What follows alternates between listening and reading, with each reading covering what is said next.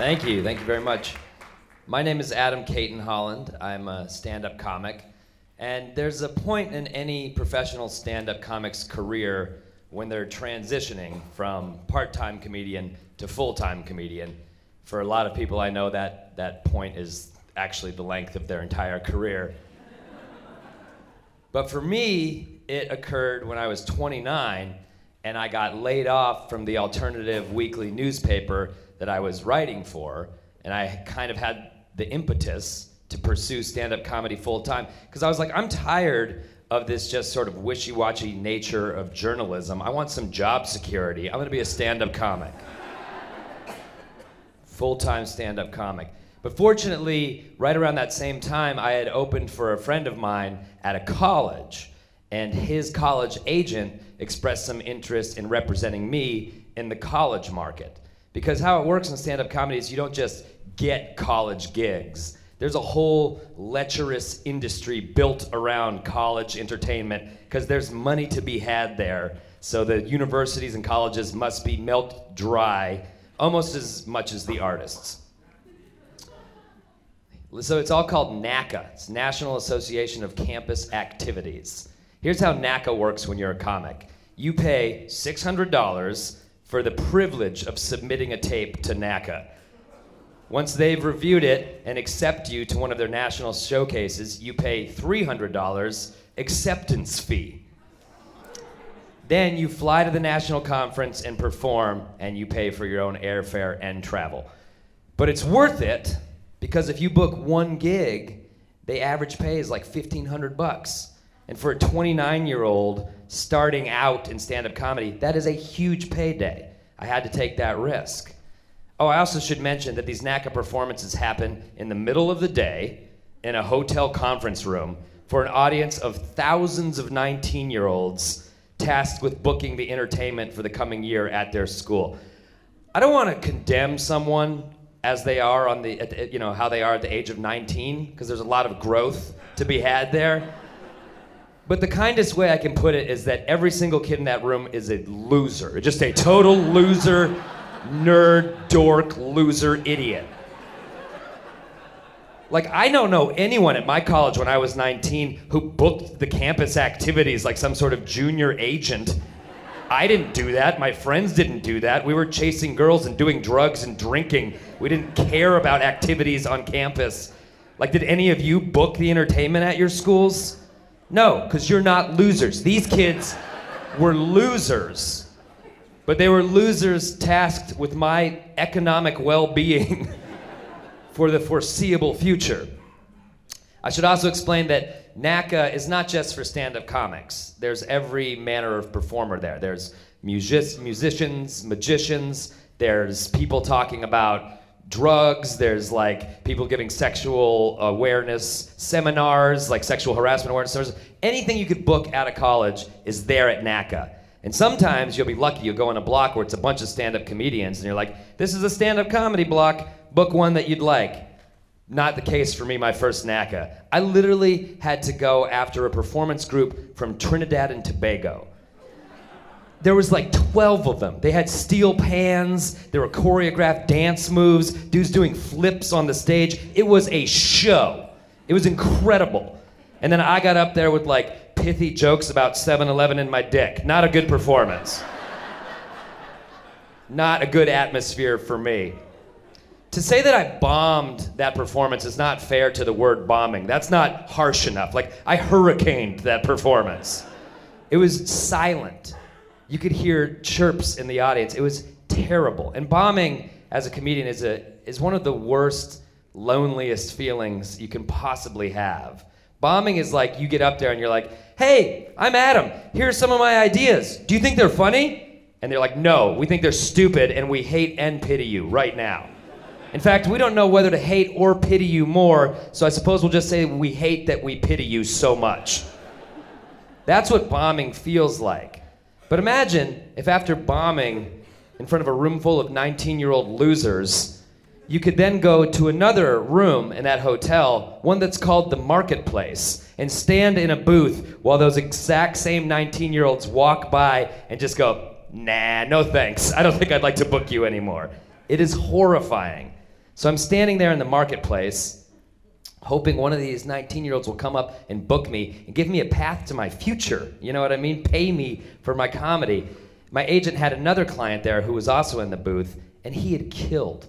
He had crushed. So I had to watch kids come up and just book this guy for gig after gig after gig, $1,500 a pop every single time, while I just stood there getting nothing. Finally, one kid comes up and talks to me, and he's like not making eye contact really. You could tell he just pitied me, he felt sorry. And we're talking, and I'm desperately being like, yeah, I'd love to come to your school, like it'd be great, it'd really help me out. And then over my shoulder, he sees an ice cream truck. And he goes, oh man, you can book an ice cream truck? And he just walks off to get the ice cream truck. Because you could, in fact, book an ice cream truck. To be fair, had I seen my performance, I also would have booked the ice cream truck. I think the kids at his campus probably enjoyed that ice cream truck more. But I spent all this money that I didn't have, and I didn't book one single gig. I got absolutely nothing.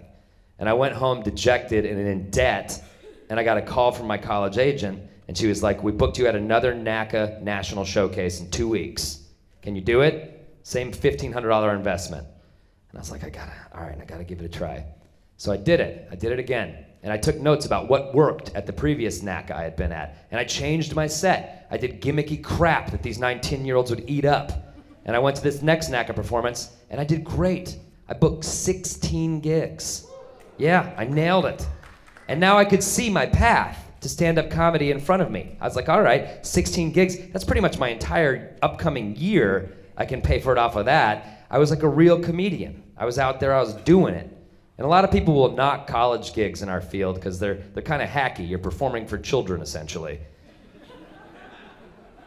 You know? And you don't want to get labeled as the college comic because there's nothing sadder than a 35-year-old dancing for 19-year-olds for his living. But at that point, I needed it bad, and I enjoyed it. Colleges are mostly in beautiful parts of the country. I was out there, I was seeing the world. I was doing it. I was a real stand-up comic. I was paying for it myself. And people would tell me these stories about horror gigs, terrible, terrible gigs where you were just set up to fail. But I never had any. Because when you get to the shows, it wasn't those 19-year-olds that booked you. It was regular college kids just out to see comedy on a Tuesday night. They were a lot of fun. I never had a terrible college gig until Tacoma Community College. I got booked at 11:30 a.m. in a cafeteria at Tacoma Community College. Because community colleges, the kids don't live on campus, but they still have budgets for entertainment. So they don't put that entertainment at night, they put it in the day, in the cafeteria at Tacoma Community College. I got on a plane from my home of Denver, I flew to Seattle, I got a rental car, I drove to Tacoma, and I arrived at 11:30 a.m. ready for business. At this point in my career, I had merch, I had swag, so I had CDs, stickers, pens with my website on it, just pandering road hack shit. I had it all, big box of it that I carried with me everywhere I went. I bring that box into the cafeteria, and it's just a full-on cafeteria scene. Hundreds of kids eating. There's a small stage set up in the corner with about 20 chairs in front of it. That's where I was to perform. It was loud, there was a din, it was din bordering on roar that was going on in the cafeteria. And I was like, all right, well, there'll be some announcement. Lunch will stop and then the show will begin. Nope. A kid gets up on the stage and he's just like, thanks everybody for coming out. We got a comic for you today. Here he is. I should mention that I had to do 1 hour to get paid. I had to do a full hour. So I get up on the stage. There's about 6 kids sitting in these chairs right in front of me. Beyond them, just community tables of busy kids eating. You know what I mean? Most of them Asian foreign exchange students speaking various forms of non-English loudly behind the stage. And I'm up there, and after 10 minutes, I realize none of this material is going to work. Nothing's working at all. I'm desperately doing crowd work. You know, there were a bunch of flags from around the world on the walls. I was literally being like, hey, who knows what that flag is? I wonder what that country exports. Desperate, desperate stuff.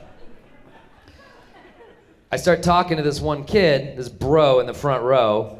We start having a good interaction. He starts telling me about some girl he hooked up with. It starts getting a little bit, blue, and the kids are starting to like it. So I'm like, all right, I got plenty of blue material. Let's go for it. And I go real hard into the blue stuff, and it's working. And finally I see an out. I can just ride the dirty material all the way to the end. It'll be perfect. You're a great comedian, Adam. You figured this crowd out. Way to go, bro. And then I see in the back this young woman, mid-20s, 2 kids, like a 7-year-old and a 5-year-old kid with her. And I slowly pieced it together in my mind. I was like, this is a single mom at a community college, no babysitter, trying to better her life, has her children on her lunch hour. And I watched them sit down, and from a backpack, she produces 2 Tupperware containers of lunch for these kids. And she's doing her homework while these kids are eating with their mom in a cafeteria at Tacoma Community College. And I'm up here spewing filth. Like saying bad words these kids don't need to learn yet. Learning concepts they shouldn't know about for 10, 15 years. And I was faced with a choice. I was like, well, I can choose survival here, keep doing the blue jokes that finally some of these kids are starting to like, or I can give this mom a break and not have her kids asking horrible questions for the rest of her month. And so I chucked the material and I went back to the sweet flag riffs. And I just ate spoonfuls of shit for the rest of that performance.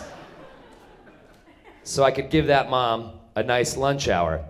Finally, the hour ends, and I was pissed off. I didn't say goodbye to the kids that booked me. I didn't do anything. I just walked out to my car, and I was having this like moral crisis. I was like, look, what are you doing with your life? Like, this is how desperately you need to be a stand-up comedian. You're like a road hack doing blue material to college kids who don't want you there in the first place on their lunch hour. This is what you're doing, man? You gotta change things up. You gotta get booked in real comedy clubs. You gotta get booked at festivals. You gotta go do alternative shows in cities on the coast, get noticed by the industry, join your peers that you really like and want to be as a stand-up comedian. Don't be this hack. And I called my college agent and I told her exactly that. And I was like, no more day gigs, no more community college gigs. I'm not doing this anymore. You can't make me, I don't care what it pays. And I just hung up the phone. And this kid comes running across the parking lot. And he's looking for me, I could just tell. And so I got out of my car, I was like, are you looking for me? And he's like, oh yeah. And it was the kid who had booked me. And I was looking to him to say something, to sort of make this moment okay, because I was feeling pretty desperate and low about everything.